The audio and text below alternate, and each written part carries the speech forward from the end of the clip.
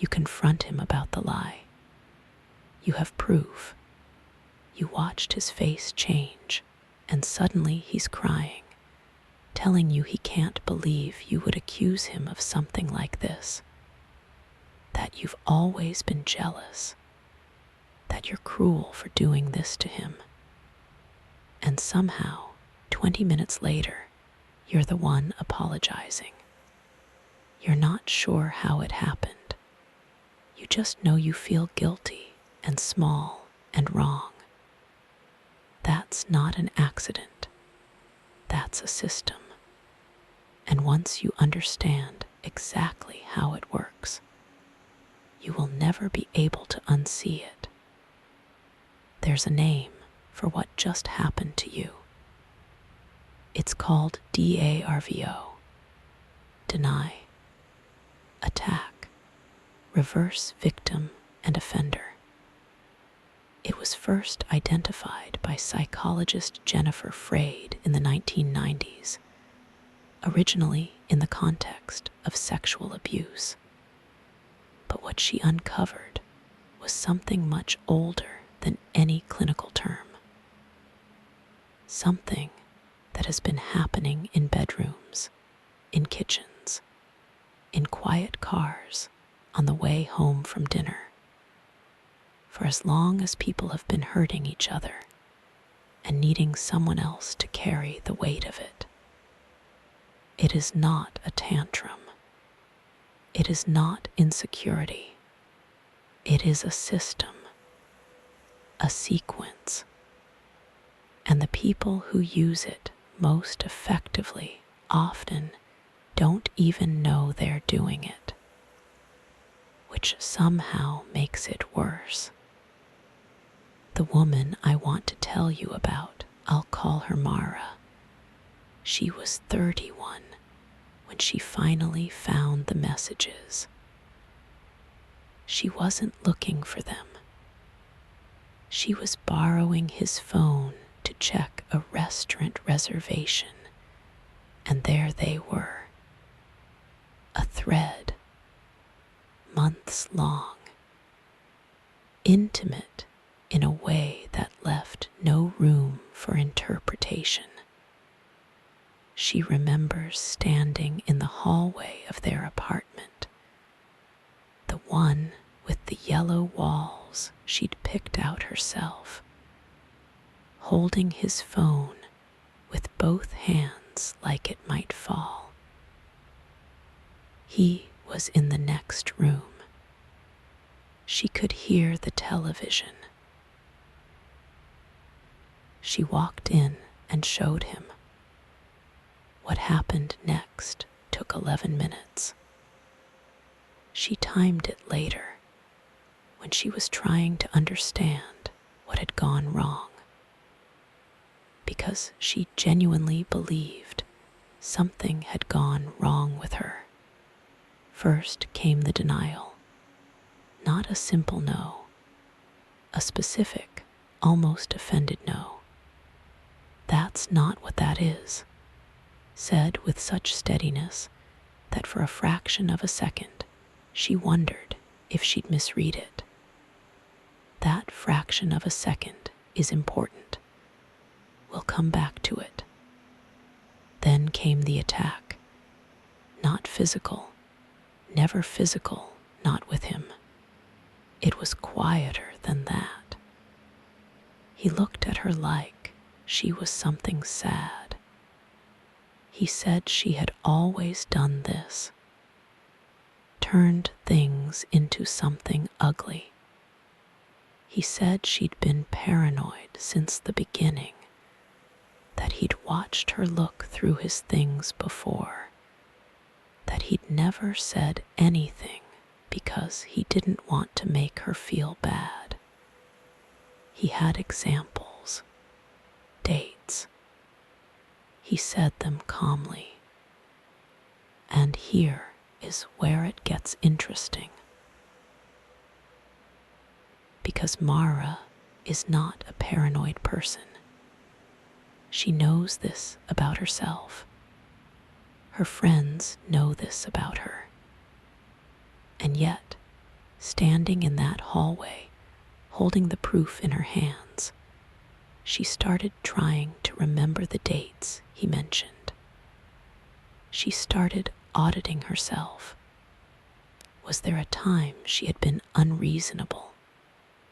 Was there a pattern she hadn't noticed? That is the mechanism. Right there. The attack does not need to be true.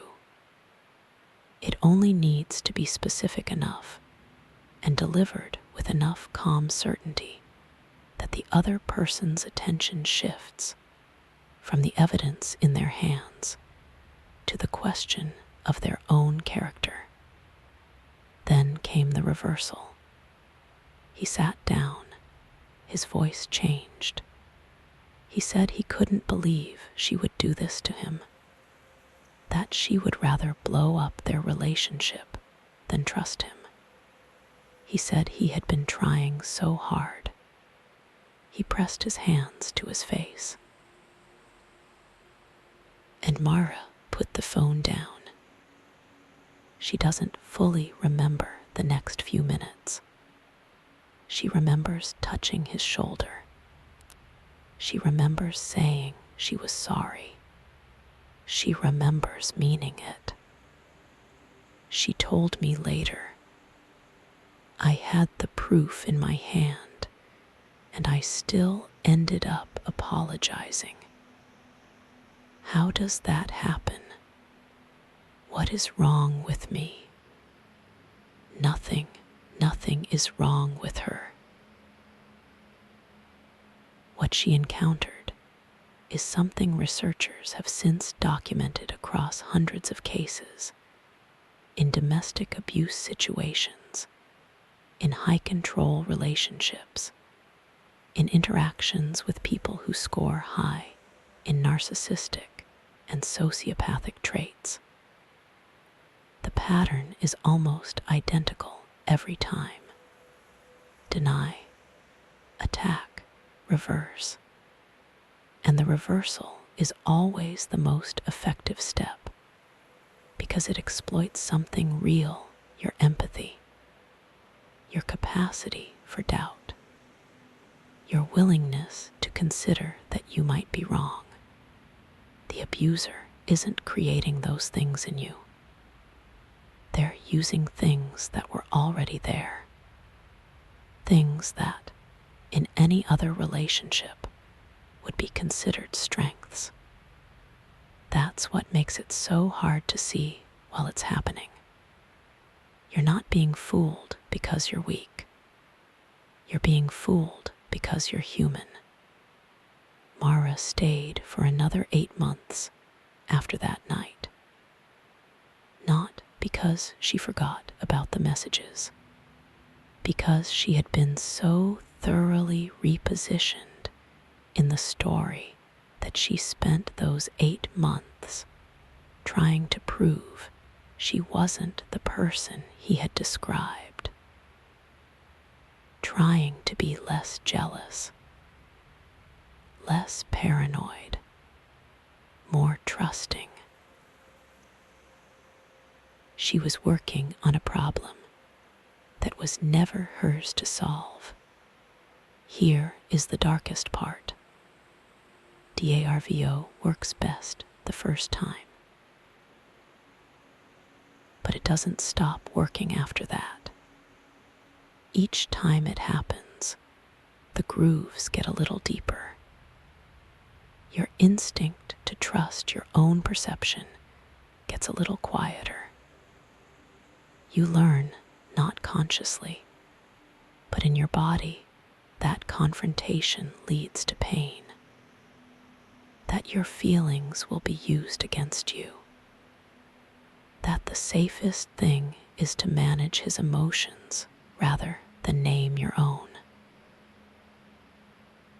And at some point, you stop bringing things to him at all. You stop naming what you see. You start to believe that your perception is the problem. That is not a side effect. That is the goal. because a person who doubts their own mind does not leave.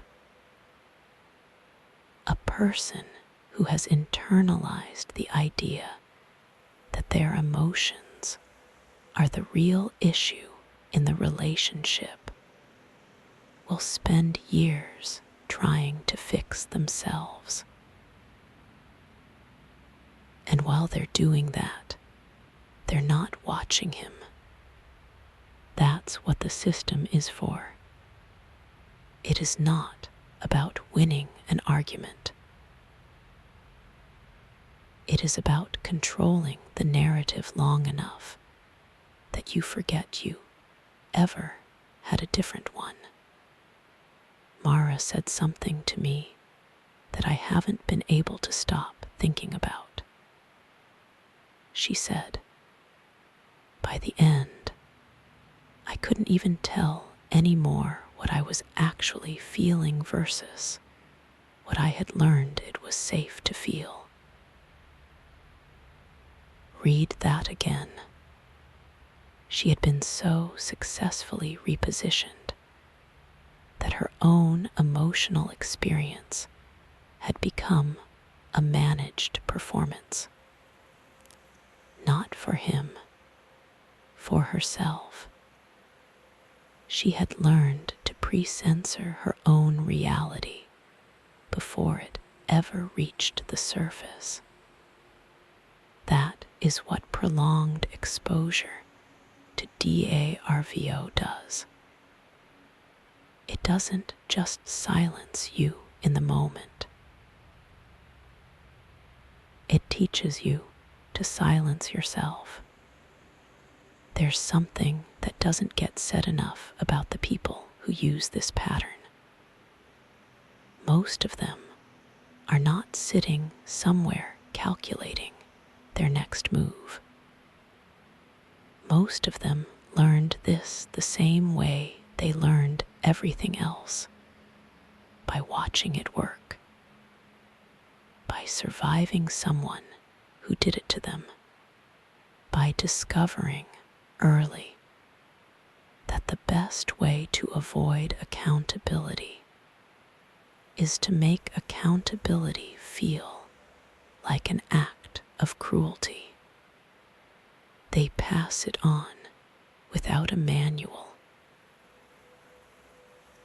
And the people on the receiving end spend years wondering why they can't just communicate better.